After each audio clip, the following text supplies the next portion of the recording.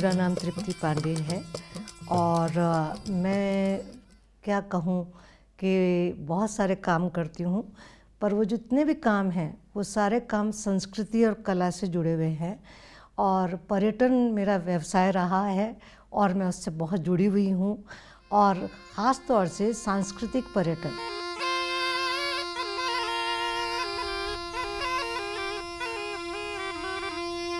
मैंने रेगिस्तान में बहुत काम किया है और उस समय काम किया है जबकि हम कलाकारों के साथ काम करते थे, तो हमें एक ऐसा लगेगा पूरे एक इतिहास की चर्चा कर रही हूँ, क्योंकि उसमें हम जब थे तो वहाँ पर किसी के पास फ़ोन नहीं था।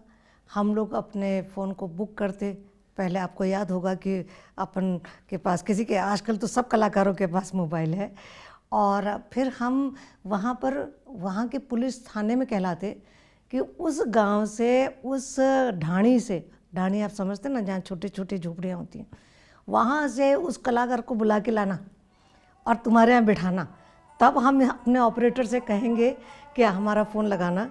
तो मेरे लिए वो क्षण बहुत बड़ा था जब मैंने उन कलाकारों के साथ मरुस्थल में रेगिस्तान का मेला डेजर्ट फेस्टिवल किया। ए जी तालरिया मंगरिया जी मोरा मैया रे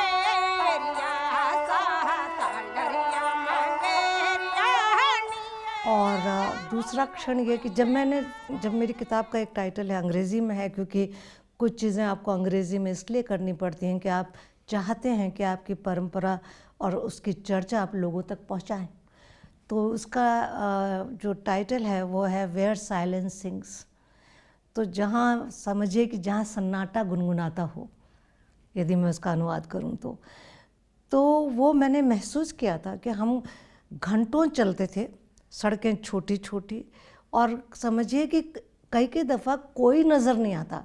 कहीं एक ऊँट दिख गया, कहीं एक बकरी का झुंड दिख गया, तो कहीं एक फेटे वाला आदमी बेचारा जा रहा है अकेला। तो वो दृश्य जो हैं वो आज भी यदि मैं आंखें बंद कर लूँ तो मेरे लिए वही सच्चा जीवन का दृश्य था, और जिसे आज के लोग फिल्मों में लाने के लिए स्टेज करेंगे, वो भगवान का भेजा हुआ दृश्य था।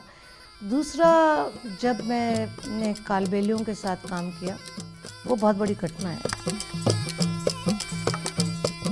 कालबेलिया ये क्योंकि सपेरा जाति है, पहले लोग सब जानते थे कि भारत जो है सपेरों का देश है, स्नेक चार्मर्स, क्योंकि वो उनको हमेशा सपेरे जैसे मिल जाते थे।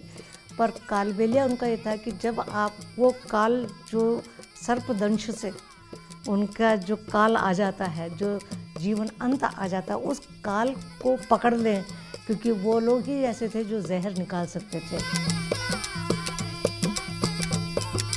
मैं लिखती भी हूँ और मैंने कुछ किताबें भी की हैं, और बस ये समझ लीजिए कि एक ये निरंतर यात्रा है जिसमें होता है ना, चौराहे पे खड़ा मन कहीं भी जाता है। ये कविता मेरे दिल के बहुत करीब है।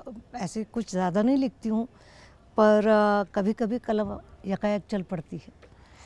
युद्ध के मैदान में एक परिचित आकृति का निर्माण करते थक गई हूँ मैं। युद्ध के मैदान में एक परिचित आकृति का निर्माण करते थक गई हूँ मैं।